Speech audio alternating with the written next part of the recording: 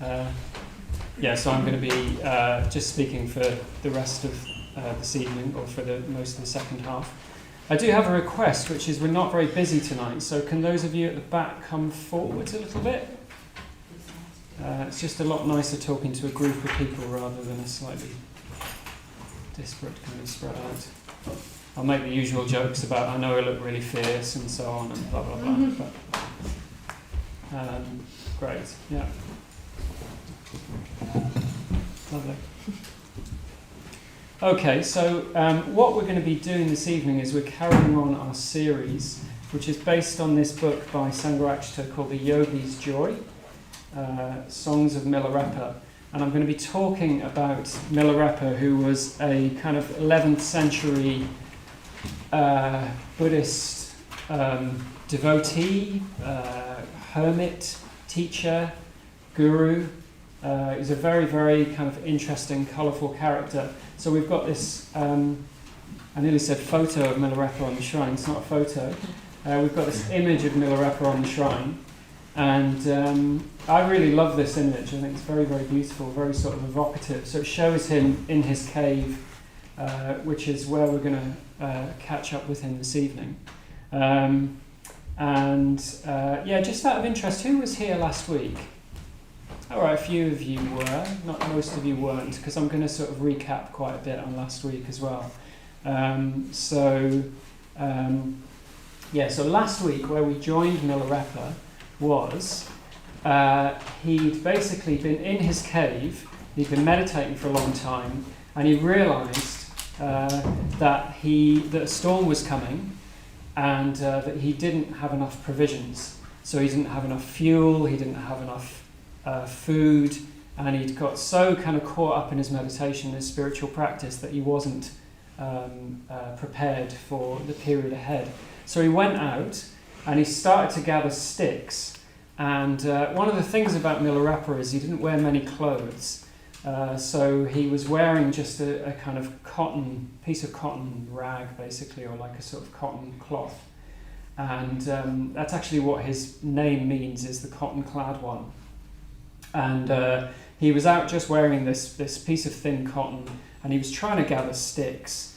And what happened was he sort of couldn't hold the sticks because the wind was getting up, because this storm was coming, and his cloth was starting to blow off. And he was trying to hold on to the sticks at the same time as his cloth was blowing off. And it just didn't work at all, basically. And he dropped all the sticks, and the cloth blew off. And he got so overwhelmed and he was so kind of hungry that he passed out, basically. Maitreya Kumara spent a lot of time talking about this last week and what it means. And I'm just going to touch on this as a kind of starting point for this week. So that image of sort of trying to hold the fuel and trying to hold these sticks that he's been gathering, and his sort of cotton thing blowing off as well, is like a metaphor, basically. So it means something. So all of these stories about Milarepa, we don't really know whether they actually happened or not. He's kind of like a semi-mythic figure. So it's likely that he existed, but there are all these stories, and they're kind of like sort of folklore tales, basically. And the image of him trying to hold the sticks and his cotton, his piece of cotton material blowing off, it basically tells us that he'd reached a crisis point. It's like he's trying to do two things at the same time, basically. We think of him as being pretty advanced because he's gone off and he's kind of lived in a cave and he's meditating and so on. But he's actually quite new to that life, and he hasn't really sort of given himself to that life. He's kind of trying to do two things at the same time. He's trying to hold on to his old life, which represents the cloth, and he's trying to kind of go forth, and he's trying to live this life of a hermit, and he's trying to do serious spiritual practice. But he can't do both, and something has to give. And that's the point when he passes out, basically. and it's like he's kind of going through the motions, really. The thing with Milarepa is in the early part of his sort of quest, or the early part of his journey, he has a very particular reason for seeking out a spiritual life or seeking out a practice. You know, I guess like we all have that, don't we? There'll be reasons why you came to the Buddhist center. There's reasons why I came to the Buddhist center.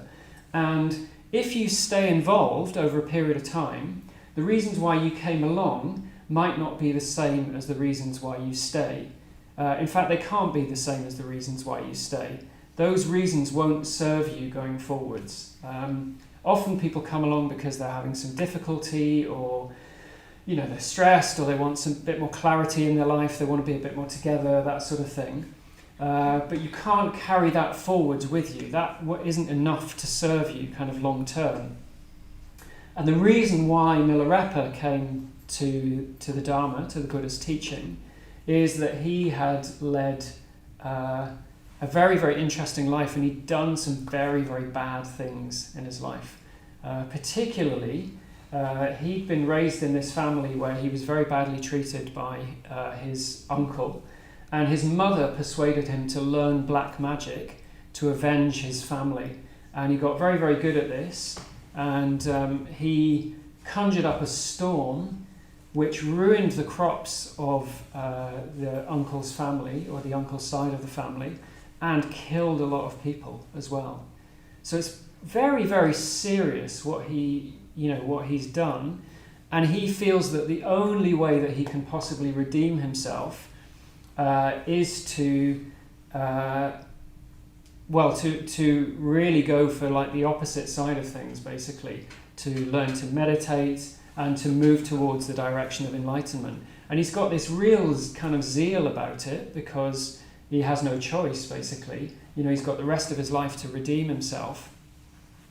But the way he approaches that is, it's almost like he just wants a formula, or he wants something that's going to just absolve him of the things that he's done.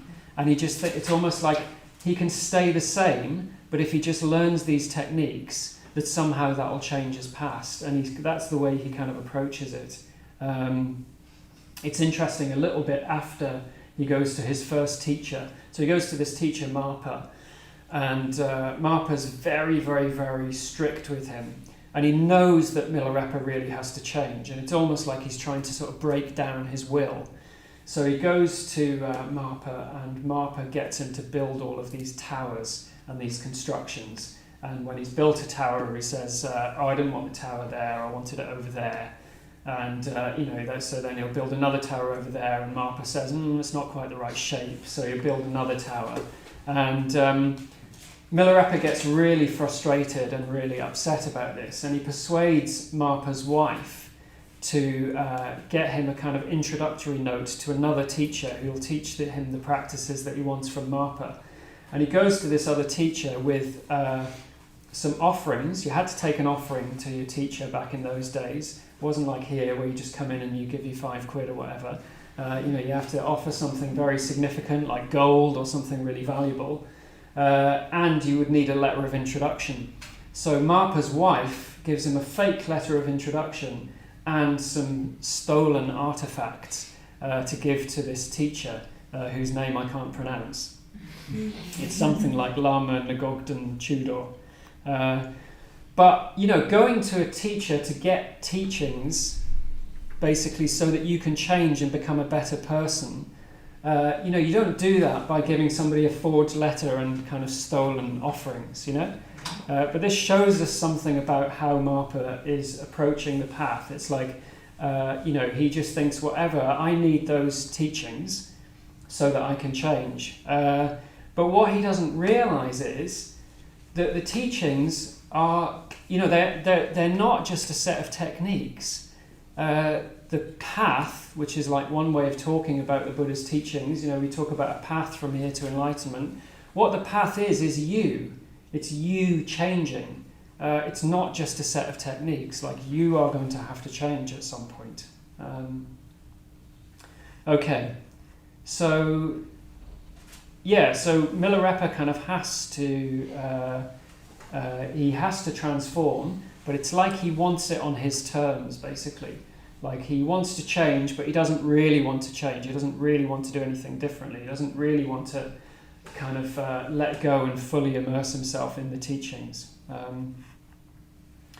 Okay, so we join Milarepa at the point where he wakes up, and he sees this cloth that's blown off him, and it's blown into a tree, and it's kind of there, and it's flapping in the wind. And when he sees that, he has a moment of insight. Has anybody ever had that, where you're on a retreat or something, or maybe even you're just walking down the street and it's like, I get it. Okay, I get it.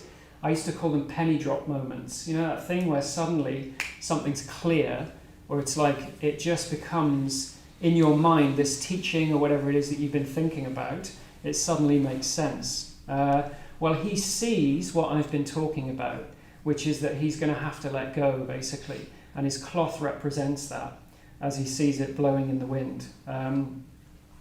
So he realizes that, and he has a sense of what is in front of him, which is this, he's going to have to do a lot of work on himself, basically. And he sees that stretching out in front of him, and he feels a bit daunted by the task, and he feels quite lonely. So what he does is the other thing about Milarepa is he communicates in song. So Maitreya Kumara mentioned last week there's a book called The 100,000 Songs of Milarepa, which is where these stories come from, and he constantly communicates in song and in rhyme, and he just spontaneously sort of sings these beautiful songs. Anyway, he sings a song calling to his guru because he's lonely. So he calls Marpa, and Marpa visits him in his mind, in his consciousness. And it's really lovely. Marpa encourages him and basically says to him, look, Milarepa, you're doing all the right things. You've done all of this practice. You've dedicated yourself. You've been my student. You've shown your commitment. You've done so much practice. Like, you can rely on that, basically. So Milarepa's very, very buoyed up by this. You know what it's like if there's somebody that you look up to and somebody that you really respect and you really revere. If they're encouraging to you and they see you and they rejoice in your qualities, then that's a very, very positive thing, isn't it? So Milarepa feels very buoyed up. He feels like his energy has been restored.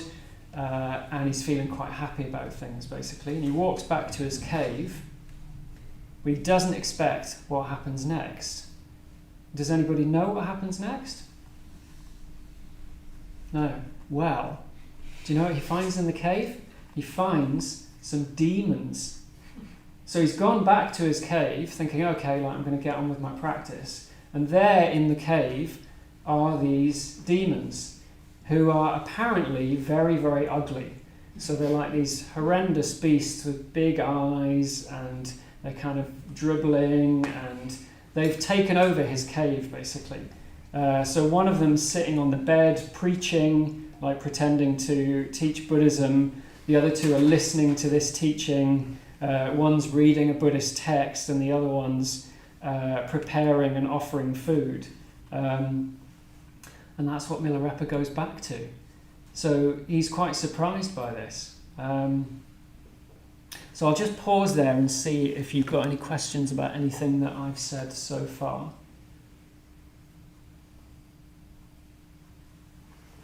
Anybody want to ask anything? Yeah, go on, Nadia. Marpa coming to him, is that real? Because is it like he's imagining Marpa say all these things? Or? I don't know. I mean, take it how you will, really. I think it probably helps to just think, okay, well, look, this is a mythic story. Let's imagine what that's like if that actually happened. So I don't think it's like Marpa really appears, but he somehow communicates to Milarepa in his consciousness. And that communication is genuine. Say again? And that communication is genuine, yeah. So he actually communicates to Milarepa. So he receives something that is genuine. It's not just like a sort of hallucination sort of thing. It's like that's what Marpa would actually say. So he encourages him, he's very happy, and then he goes back. and there's all these ugly demons in his cave. So what is going on there? So I'd just like to put in a little sidebar at this point, which is not the main thing of what I want to say, but I think it's interesting that some demons seem to assail Milarepa just at the point when he feels like he's made some progress, or he's feeling kind of happy with himself. So he's had this communication from Marpa, he's had this kind of insight, he's like, yeah, right, okay, I get it, I know what I need to do, and he's now assailed by demons. So it's interesting, isn't it, that after progress or insight or something like that, or it's almost like he's sort of recommitting himself to the practice, that's when the demons show up. So has anybody had experience of this? Does that ring any bells with anyone? Pete, you're smiling, yeah? Oh yeah. Do you want to say something about that? Well, not exactly the same experience. Yeah, you went home one day and there was these five these demons. creatures and I mean, I definitely feel like, so sometimes I have a really good retreat, and then when I get home, I'm like, oh no, my life feels all weird. Yeah. And that happens like basically every retreat, so it's like, I think the thing is the demons are always there, it's just I become more aware of them when I'm more sort of aware. Well, that's interesting. Okay. Yeah, so they might always be there, but somehow when your awareness is clear, you sort of notice them. Yeah, so you see what work you've got to do. Yeah. But it's not very nice. Right, it's kind of okay. ugly. Yeah. It's like, Yeah, I was going to share a similar example actually, which is I remember like years ago getting home from my first retreat over Christmas and New Year, and going home, and the retreat leaders always say this thing to you about when you go home, like take it easy, just be aware that you've been on retreat and like have an easy evening, And I was like, it doesn't apply to me, I'm so mindful, and and I got home and literally like I turned on my laptop, and like 5 hours later, I was like, what have I been doing for the last 5 hours? Like surfing, looking at emails, all of this sort of stuff, and it was just like, just all of that energy that I built up on retreat is just frittering away, just because I didn't think, okay, well look, I'll give myself till tomorrow, I'll give myself till next week or something like that. It's like that energy wants to go into something, it's like woof, before you know it. Or other people have told me about coming off on retreat. This is why we always say to people as well, like, when you go home, just be aware that other people haven't been on retreat and that sort of thing. Like people going home, getting really narky because their partners aren't taking enough interest in the fact that they've been on retreat or that sort of thing. It's really, really common for like when people come back from ordination, which is a massive commitment to make. You're making a commitment to practice Buddhism for the rest of your life. When people come back from, that usually happens within the context of a long retreat, and it can be difficult for people when they come back, or I've met a lot of people on retreat who they're on the verge of committing to something, or I meet people here, they're about to have their mitra ceremony. So most of you will know what mitra ceremony means. You're formally making a sort of first step commitment where you're saying publicly that you feel that you're a Buddhist and you want to practice Buddhism in the context of this community. And I've met so many people that are about to make that commitment, and they're suddenly like, oh yeah, but none of it makes sense, or it's all really awful, and what about this and what about this, that just seems to be how it happens, doesn't it? It's like when we seem to be making some progress, or when we're about to commit to something, that's when these sort of metaphorical demons start to get interested. And of course, the biggest example of this is with the Buddha. Before he became the Buddha, when he's on the cusp of enlightenment, he gets visited by Mara. So does everyone know that story? Or some of you don't. Okay, so the Buddha basically had been on a spiritual quest for years and years and years, and he's like at the final stage where he's basically sat down under this tree and said, I will not move from this spot until I gain enlightenment. He's made this very, very firm commitment, and it's at that point that Mara pops up. Now, Mara is basically another kind of demon, and he tries to dissuade the Buddha. So he tries tempting him with various sensual delights. He tries attacking him with his armies, and he tries undermining him. He tries saying to him, like, who do you think you are, basically.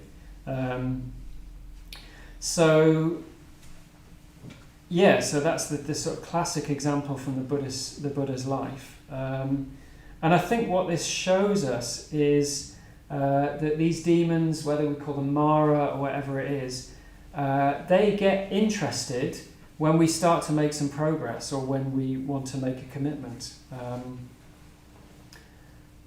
Does anybody have any ideas about why that is? Why does that happen? Any thoughts on that? Yes, go on. Just off the idea of there's on one side there's when the student's ready, the master appears, but then there's also when the path finds us ready, and it offer the challenges that we're ready for. Right. Okay. So it's almost like you're ready for a different kind. You're ready for a new level of challenge or something like that. So that's what appears. Yeah, that's interesting. That's one way of looking at it. Yeah, go on. I think it's some kind of resistance from a classical neural network. Let's call it like a component of the ego, when it recognizes that it might have to give itself up, that it's like one last fight in itself. And it tries to reinstantiate its power. Yeah, that's right. I think that's right. So, however you view that, however you talk about it metaphorically, I mean, I'll maybe talk about it in this way, like we're not like a whole integrated person, are we? There are different aspects of us. So if all of us wanted to practice and wanted to meditate and wanted to put the teachings into our life and make it the centre of our life, if all of us was on board with that all the time, then this wouldn't happen, basically. But that's not the case, is it? So we're not an integrated whole. There are kind of different parts of ourselves, and there might be part of you that wants to meditate and part of you that wants to sleep in the morning. Or there's part of you that thinks practicing Buddhism is a really good idea, and part of you really doesn't think it's a good idea. Part of you just wants to, do something else, whatever that something else is, that's not really very compatible with it. Another way of talking about it would be like, as soon as you start to get serious, or as soon as you start to make progress, there is a part of you that really doesn't like it and starts to kind of throw its toys out the pram, basically, and kind of gets upset. And that's when you get kind of reactions, you get kickback, and one of the things with that is often you get doubt. So, classically there's different kinds of doubt. There's doubt in yourself, there's doubt in the teachings, there's doubt in the teacher. So you might be on retreat, and this very often happens on retreat. You go through a bit of an arc with a retreat, where you're really into it for the first few days, and then you have a bit of a dip, and you're a bit fed up, and you sat there thinking, like, what are they talking about anyway, and who is this person, and why they're not qualified to talk about this, and this is a load of rubbish anyway, all of that sort of stuff. And the thing about that is you can't just brush that aside. You can't just pretend it's not there, because you have to bring all of you onto the path. So you've got this very, very delicate balance of kind of listening to your demons and thinking, okay, well, what do they want to tell me? And seeing if you can sort of integrate that somehow. So I'll say a bit more about that in a bit. But back to Milarepa.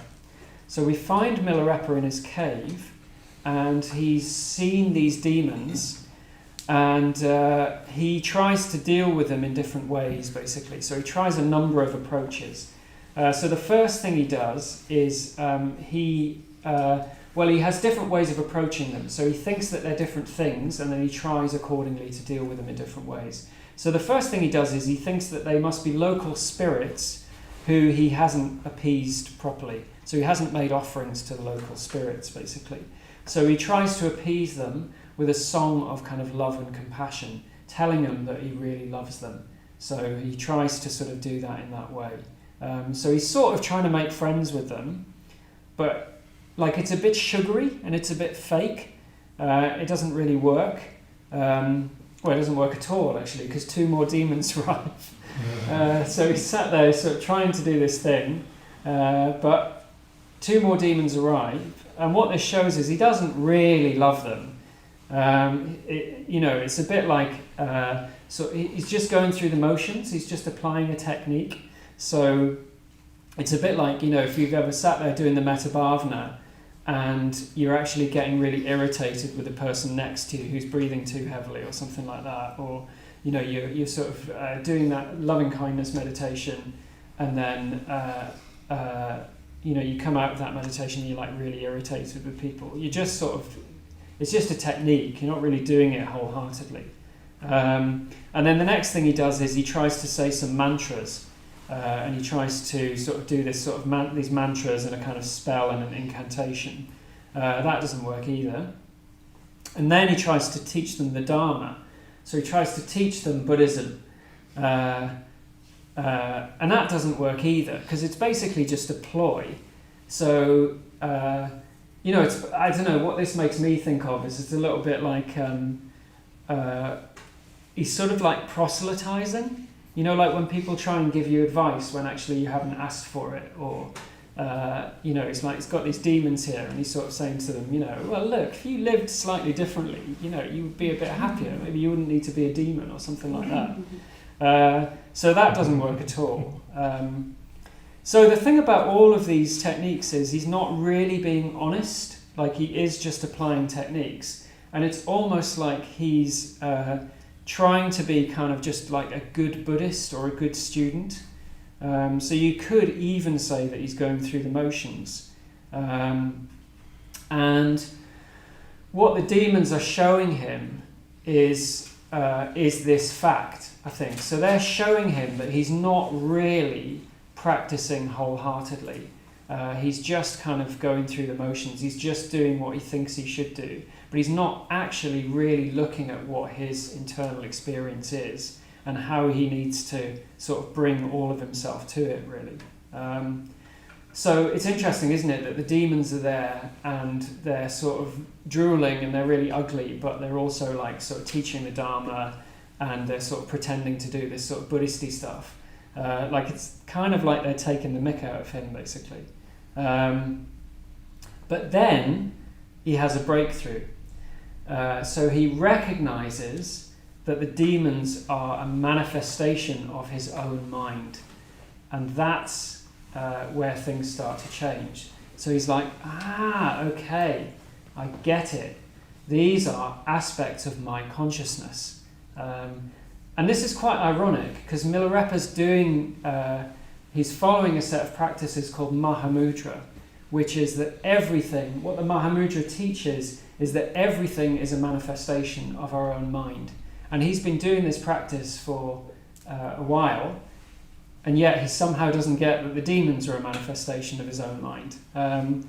It can be a bit like that sometimes, can't it, with practice? It's like it just remains in the abstract. So he's sat there doing these Mahamudra practices, but he hasn't really fully taken the teachings on board. It reminded me a little bit of a few months ago. I was going through quite a difficult time, and I was struggling a bit with various things. And then one day, I was sort of sat there, and I was just thinking about things and reflecting on things a little bit. And I thought, oh yeah, but conditioned existence is dukkha. Like, unenlightened consciousness, my ordinary human mind, there will be suffering there. And like, that's the most basic Buddhist teaching there is. Like, it doesn't get any more basic than that. But it was suddenly like, oh yeah, okay. Oh, right, yeah, conditioned existence is dukkha. Oh, right, okay. And that sort of dissolves something then. And this is what always happens, isn't it? It's like we learn teachings in the abstract, but it's only when they actually percolate down and we really understand that that is true in our experience, that something then starts to change. Okay, so I'm going to say two things about these demons. Yeah, so the way in Buddhist tradition, demons are quite common, and the way we talk about demons is that somehow they need to be conquered or they need to be subdued. Like there's a story about Padmasambhava, who's the founder, who basically took Buddhism from India to Tibet, and there were local kind of demons that needed to be conquered there. And the way we talk about that makes it sound like you need to sort of come in this really kind of aggressive way. But what it actually means, and this is important in the context of what Milarepa was doing. So he was practicing in a period of Buddhism called the Tantra. And what the Tantra is all about is taking all of the energies that we have, and that includes the negative energy, the difficult energy, all of our demons, and transforming that all of that has energy that needs to be brought onto the path with us. And in order for that to happen, that needs to be really, really looked at and listened to. So your demons want to be seen. They're actually pointing to something, but they need to be approached in a certain kind of way. So you can't come at that hammer and tongs. I would say even there's a kind of kindness that is needed. So there's no point in sort of doing the metta bhavana and trying to be kinder to ourselves and others if then when we run into a period of difficulty we're just berating ourselves or we're giving ourselves a hard time that we're not quite up to the mark. That kindness and that curiosity that we have in meditation, we also need to apply to our difficulties and our struggles as well. Like, what is it that is trying to be communicated here? If there's a part of me that is trying to flag something up, what is it actually trying to tell me? So that's the first thing, is, let's use this metaphor of the demons, that they need to be approached with a certain kind of curiosity or humour or play. And I think you get this from the story when you read it. When you read the account, it's like the demons themselves are slightly comical characters. And when Mara attacks the Buddha as well, there's always a kind of an element of comedy to it. So, it's said that the Buddha skulked off after his encounter with the Buddha, and apparently that he was very smelly as well. So there's a kind of a sort of light humour to it. And I think what that's implying is like, you need to listen to your demons, but don't take them too seriously. And then the next thing I want to say, which is really important, is that there is no transformation without demons, basically. So there's no enlightenment without Mara. So when Mara pops up, when the Buddha's on the cusp of enlightenment, it's not just a kind of an incidental plot device. It's not just like, oh, well, we need to add something to the life story of the Buddha. What can we do? Let's bring in Mara. Although it's interesting, what this does is it points to a archetypal, universal human experience, which is why it's in the life story of the Buddha, is he doesn't just sail towards enlightenment. He makes lots of wrong turns. He goes down lots of paths where he thinks, actually, this isn't the right thing. I'm doing, this is bringing me no closer to enlightenment. And then when he's on the cusp of enlightenment, it's like he has to finally do battle with Mara before he can break into this new kind of consciousness. So there's no enlightenment without Mara. Mara is there for a very particular reason. The demons pop up in Milarepa's story for a very particular reason.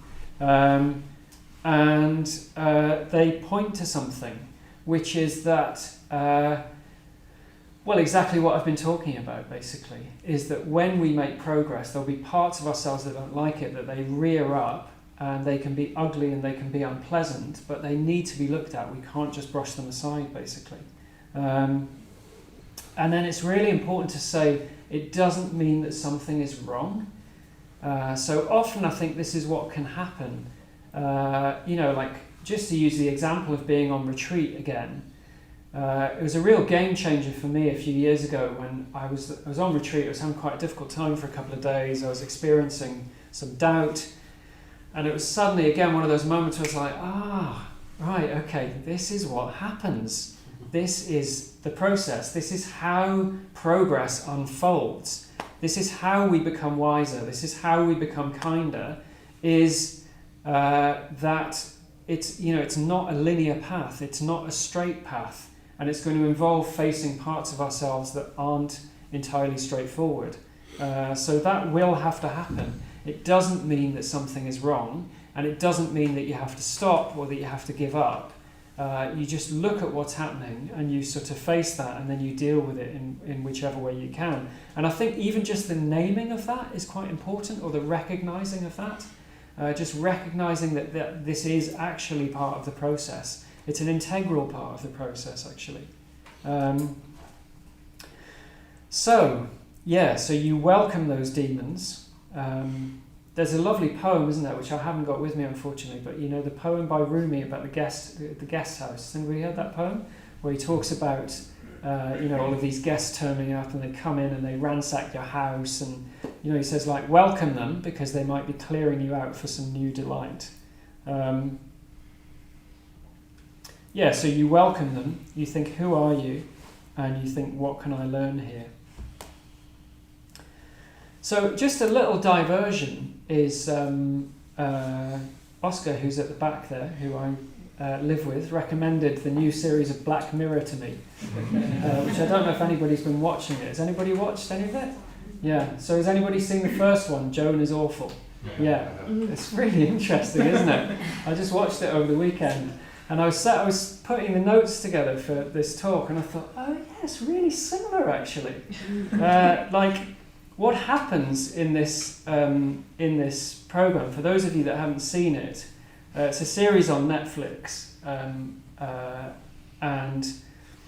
the first one is called Joan is Awful, and it's the woman has a really bad day at work, and then she goes home, and there's a program about her on Netflix, and she's watching it with her partner, and this is really bad because she's basically been with her ex-lover during the day, and they've sort of been unfaithful, or they've kind of re-sparked their relationship. So she starts watching, and it's a really bad version of her, played by this actress, who makes her look even worse than she actually is.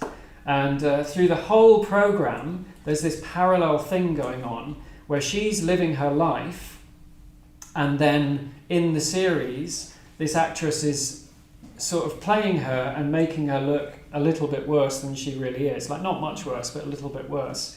And she's absolutely appalled by this, and she doesn't know what to do about it. So the first thing she does is just try and behave so outrageously that they'll pull the series. I won't tell you what she does because it's not fit for a Buddhist talk, but I do recommend watching it. And then it's almost like she goes through this some kind of redemption, basically, and then eventually she finds this. She goes into the headquarters of this of the streaming company that are called Streamberry, and which is now a website that Netflix have actually created, which is really weird. It's like whole levels of postmodern self-referential thing going on. But anyway, and so she finds this machine, and she finds out that she's not even real, but she's acting for the real Joan, and then there's another Joan that is like up a level from that. So these whole levels of reality going on. It's very, very strange.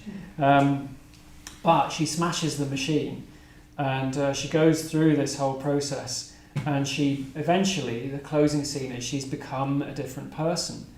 And part of that is that she's seen her own life parodied, and she's like, oh my god, am I that awful? And it's a bit like that with Milarepa, isn't it? He's got these demons that are basically like sending him up. They're sort of making him look a little bit worse even than he is, but they're a bit like, oh look, you think you're so pious, you're doing all this Buddhist stuff, and well, we're not interested in that, so I'm just going to stand here and drool and pretend to be you. But when he sees that, that's his chance to change and to step up to a new level, basically. So I mean, the Joan is Awful thing, it's not exactly the same, but I thought it was kind of there's some interesting parallels there. Like it's when she sees that her life is quite unfulfilling, it gets mirrored back to her, basically, and then she sees that as an opportunity to change. And she sees that at the end, But the reason why she was so unhappy before is that she wanted a different life, but she didn't actually have the courage to change. Whereas you see at the end that she's actually had the courage to put real change into her life and to actually do things differently. And I think this is one of the things that the story's telling us, is that, with Milarepa, it's like, I think change works on a certain level, or it works on different levels. Like, if you want to change, you don't necessarily need to change that much to make small differences to your life. So you could come along to the Buddhist Center, you could learn to meditate, you could, you might go on a retreat and feel a little bit better, all of that sort of thing. And that's not going to demand much of you. These are sort of small levels of change. But the Buddhist vision is much, much more than that. What the Buddhist vision is actually of total transformation. So completely changing our consciousness for a new, expansive, beautiful, creative kind of consciousness. But we're not going to get that unless we're actually prepared to change, and we're actually really prepared to change our lives. So change might be possible on our own terms, but the kind of transformation that Milarepa is looking for, or that the Buddha offers, what the Buddhist vision is, that's not possible unless you're actually prepared to change your life. So what's going on with Milarepa in this story is he's reached a stage where something needs to be resolved. He can't carry on as he is. You could even call it a crisis. And this seems to be what happens with all of us. It's been my experience, not necessarily always as strong as a crisis, but it's like we go along for a period of time, and then you reach a point where you can't carry on as you are,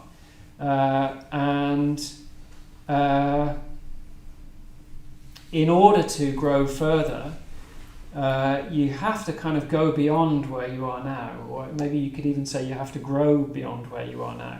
So it's almost a little bit like a sort of an archetypal mythic video game or something like that. You go to different levels, and then you sort of you have to fight the baddies on that level or something. You get to go to the next level. Or the metaphor that struck me as well is it's a bit like when a snake sheds its skin. Periodically, a snake keeps growing, and it gets to a point where it cannot keep the same skin because it's too big for it, basically. So it has to shed its skin. So that's a metaphor, isn't it, for doing things differently, or kind of letting go of certain parts of ourselves. It's funny, I was going through the notes for this talk this afternoon, and I stood there, I was at work, and I've got kind of standing desk at work, and I thought I'll just have a look at my notes for tonight. And I was thinking about exactly this. I was thinking about a snake shedding its skin, and then at that point there was a crash behind me. And I was like, oh my goodness, there's this huge cheese plant behind me at work, and it crashed. And I was like, wow, that's interesting. What's happened there? And I got up and I lifted up the cheese plant and I looked, and do you know what it is? The pot is too small for it now. Seriously. And I thought, wow, that's so interesting that's happened. It's like the cheese plant's going, Akashamitra. So this cheese plant which is about 5 feet tall, is in this pot that's about that big. And I thought, the pot is too small for it. It can't hold the cheese plant anymore. So I did my best to stand it back up and left it in the pot. But I will repot it at some stage. And that's another interesting metaphor, isn't it? It's like a plant gets too big for its pot, basically. If you leave it in that pot, it will just become pot-bound. It can't grow anymore. So it's like we need to sort of transcend our own self in some way, our old self. So in Milarepa's case, he needs to get beyond practicing the teachings for his own ends. That's what he's been doing up to now, is he just wants to sort of absolve himself. But he needs to do much, much more than that. It's interesting, his old teachers call him the great sorcerer because he was this black magician, and they sort of semi-jokingly refer to him as the great sorcerer. but he needs to go from being part of that into something more serious, something more committed. So he's gone as far as he can in sort of as the being that he is now, basically. So he's reached that point, and he could just stop. Or he could just think, oh, look, actually this is too demanding, or I'm kind of not up for this. But he decides not to do that. But if you decide not to do that, like I was saying at the start of this evening, usually the reasons that bring us to the Buddhist center serve us for a certain period of time. But actually what the Buddha is offering is much, much more than that. But also what he's offering demands something of us. And what it demands is some degree of renunciation. So I was trying to think, well, what do I mean from renunciation? So I came up with this definition of renunciation, which is putting down an old aspect of yourself that is holding you back. So you will need to put down, at some point, the aspects of yourself that are holding you back. Because we can't become someone new if we're not prepared to let go of the old person that that is no longer serving us. Or maybe even the person that we are now. If there are aspects of yourself that are impeding your growth, you can't carry on and you can't grow if you're not prepared to put that down, basically. I was thinking about this, and I was thinking, I was sort of reflecting last week and thinking, why is it that so many people come to the Buddhist center and they don't stay around, basically? So we get hundreds of people, thousands of people that come to the Buddhist center every year, and most people don't stay around. And I think it's because it's actually quite demanding to follow this path, especially if you see it through and you stick with it for the long term. It's actually quite demanding, and I think at a certain point people hit one of these stages that I'm talking about, where you think, oh look, I'm either going to have to change, or if I'm going to carry on growing, I'm going to have to change. And I don't think that even happens on a conscious level. I think it's just subconsciously, that's when people decide, actually I'm not really up for this. And then they decide to start doing something else on the evening that they came, or they decide that they don't want to commit, or whatever it is. People find something of value, but most of us, and I think I include myself in this to a degree, most of us want change, but we're often not actually prepared to do things differently. And to the extent that we're not prepared to do things differently, then we can't actually change.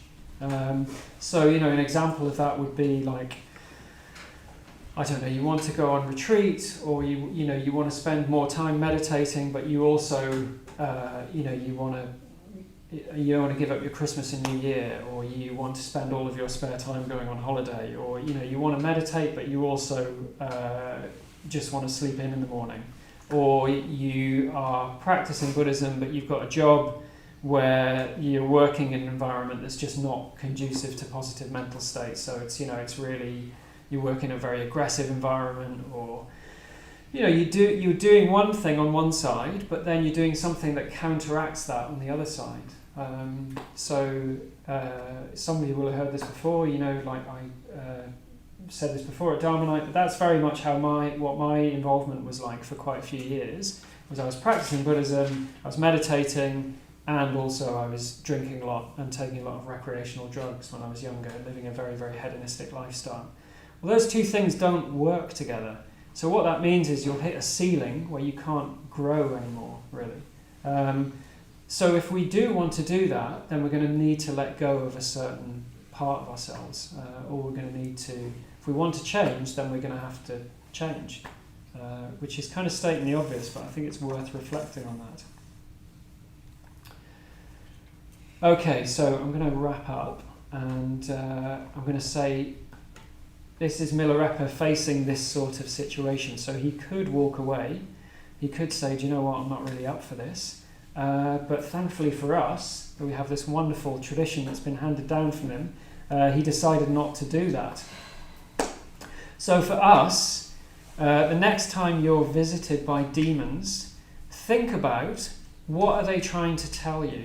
What is it that they're sort of trying to communicate to you? Because they want to be listened to, and it doesn't mean that something's wrong when they come to you. I was sort of a bit inspired reading this story. I was thinking, like, even think about what do your demons look like.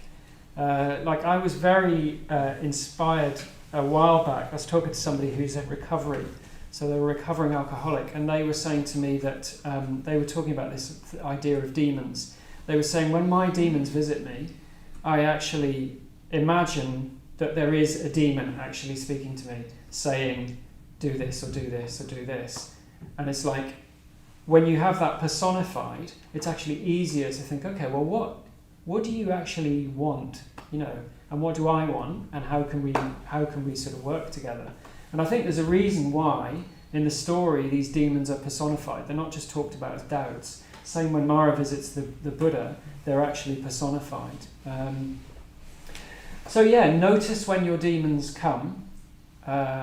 Is it because you're making some progress? Is it because you're on the verge of making a commitment? Are you stuck somewhere? Do you need to change? And if you want to change, do you really want to change? Yeah, because, you know, just to finish off by saying what the Buddha offers is complete transformation. You know, so we can get beyond the ordinary frustration and pain and difficulty of this ordinary human consciousness that we have. But, you know, and we can even do that with other people and have a tremendously beneficial effect on the world. But we can't approach that kind of transformation if we're not prepared to let go and to step outside of our comfort zones and to let go of kind of old habits and old mindsets that aren't serving us anymore. Yeah, and Milarepa was prepared to do that. And we'll hear in coming weeks about how he did that and some more scrapes and tails that he got into. Okay, so I'm going to leave that there for this evening. So if you'd like to put your cushions and mats aside, and yeah, join us for more Milarepa next week. Have a nice evening.